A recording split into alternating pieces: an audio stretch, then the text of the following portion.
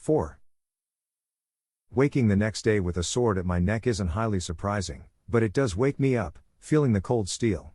A whisper, barely loud enough to hear, but loud enough in my quiet corner. You didn't steal from the family, did you? My loving warrior sis stands over me with steel at my neck. Of course not, Amaloxia, I know I'd never get away with it. She slides the sword the tiniest bit down my neck, making it bleed just a little. A twitch at the side of her lips cracks into a smile, but slides back down, like the sociopath she is. You are in a truth circle, you miserable male. What happened yesterday? The charge didn't pay in full early, as demanded, it just got rated. I demanded it pay more after a light heal and clearing an infection. Why did you not tell Steward Lufrasi? The thin cut grows, as she slides the blade lower. A twitch would only grow the cut, so I barely keep my head still answering. He didn't ask. Well, the useless male is dead now. If you gave a crap about him, you should've. I didn't. I answer. The smile broadens on her face, not caring that I see. She nods and pulls the sword from my neck, but slaps my face with the flat of her blade for interrupting her. Angling myself upwards, putting my hand to my neck softly, feeling the blood warm my hand, I ask. Can I please heal this cut that I received due to my decisions, mistress? She answers with a smirk. You may not. Feel that sting, heal it later. Of course, who is the steward now? Who should I report to after prayer? She scoffs. Not my business, I'm not here to be your information spider, find out for yourself. Great, the spiders in the church are going to have a field day with my blood on my neck. On the way to the house chapel, I catch the eye of Evete. I'm unable to tell if she is smiling, smirking, or if she is watching me hoping that I will accidentally crush a spider that is running along the ground close to my feet. The simple excuse to kill me, I'm sure she can't wait. Walking into the chapel, as expected, I got a few looks with the blood line down my neck, but no one asked why, either in inability to care, or not wanting to draw attention, they just continued their prayer. Kneeling down, my right knee popped again as it hit the rock, and after the quick family prayer for wealth and dominance, I prayed that the family would eventually realize that Lolth could care less that we knelt, sat, bathed, laid down, as long as she got her dose of prayer. Again, she couldn't have cared less about little ol' me. Also, as expected, the spiders crawl all over as I pray and a couple nip at my wound, keeping my attention on the present. The strain of keeping my arms to the side made everything itch. The copper smell of the blood irritates my nostrils and makes me cough. I'm sure I get the surprised looks from the rest, from those who can't control themselves during the allotted time for prayer, but looking up can bring punishment. Hearing no footsteps coming up behind me, the prayer time, aka the unimportant time on my knees, ends without punishment. I still need to find Amaloxia for permission to heal the wound she gave me. It is a dominance thing, like in a pack of wolves, and in my case, she was the alpha, well more like beta.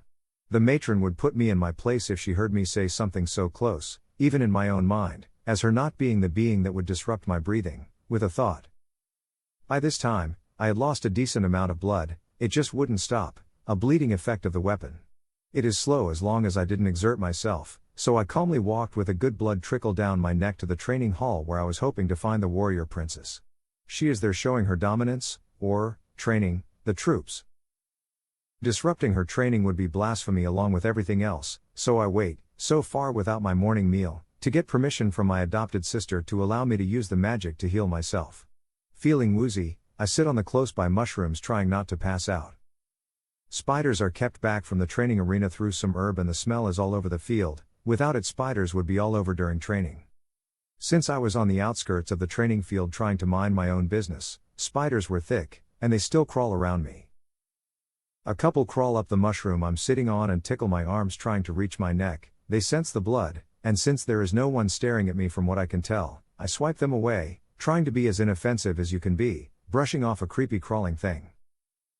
After the morning prayer, relaxing my knees was just fine, and after what feels like a couple of hours, the loud clanging of metal ends, because why would they use mushroom swords to not almost kill each other? Even blunted, elf weapons could easily kill. Even though many of the bodies were the same in the dark fighting hall, I am able to pick out Amaloxia of the group. Walking up, seeing the expected sneer from her, and a few of her colleagues, I ask. Mistress, may I please heal the pain that I got due to my own decisions this morning? A few giggles came from her acquaintances. She answers. Why haven't you healed it yet? Now you are all filthy. Clean yourself up, I won't see you in this state again.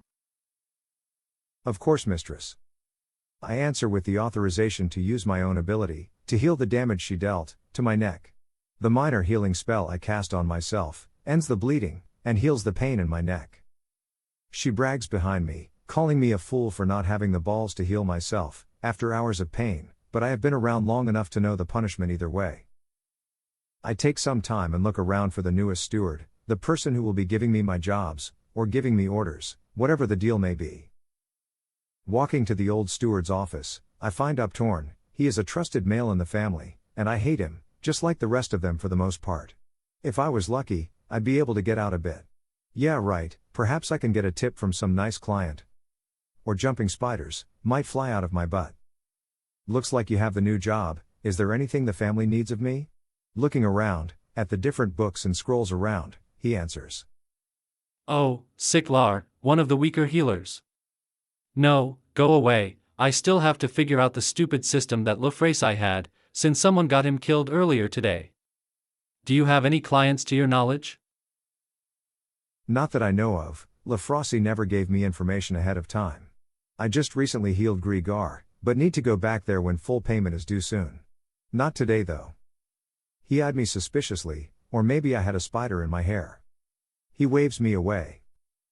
Go away, I need to figure out his system, it is written in code and crap, and I think there is a missing book of information. Attempting to hide a smile, I slowly spun around, and started out of the door. Wait. The steward called. Help me get a handle on this system. We can only do so much for free. I answer. Give me a reason to. It also would help to be on the side of the steward. Lefraci never liked me. Could be because I didn't exactly like him. It was hard to like any other elves. You have a fair offer? I have a fair offer in mind. How about 5 copper, and any decent, not fancy weapon that a guy like me can use that comes in, that no one needs, if there is something now, or next. I like solving puzzles and stuff. Uptorn agrees to my price, and I spend some of the rest of the day, before afternoon meal and prayer, going through some of the information. I hate when people have their own system, whatever this can be called, it is a mess.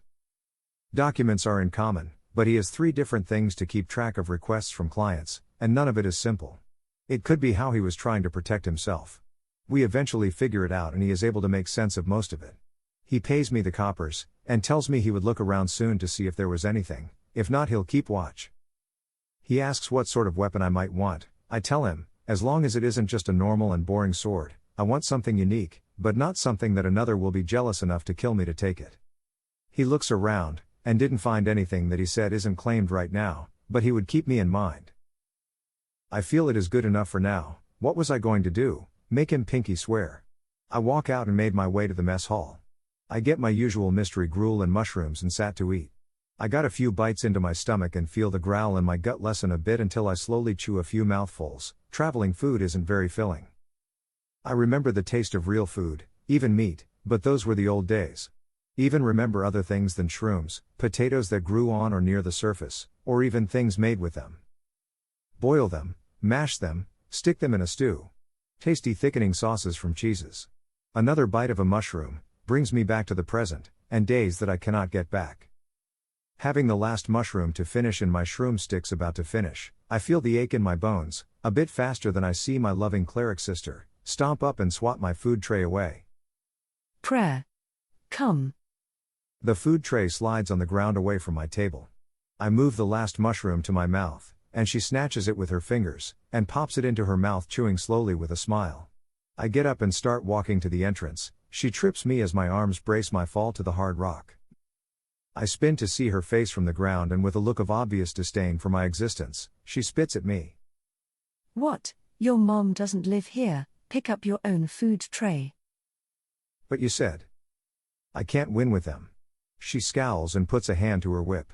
I dart over quickly and pick up the tray on the floor, and put it with the others to be cleaned. Quickly stepping towards the entrance, I hear the whip before feeling it bruise the skin of my back through my thick shirt. The searing pain that leaches through my muscles almost makes me topple, but I have to keep my feet. She apparently didn't want it to hurt this time. Continuing to walk, being late would mean another lashing. My feet wobble a bit as I hit the door and pull it open. I barely stop myself from stepping in front of her, as she is also stepping through the door. Following behind her long legs, I barely make it into the church in time for afternoon prayer. Picking a spot, lowering my knees to the floor as slowly as I can, they still pop as they hit the stone.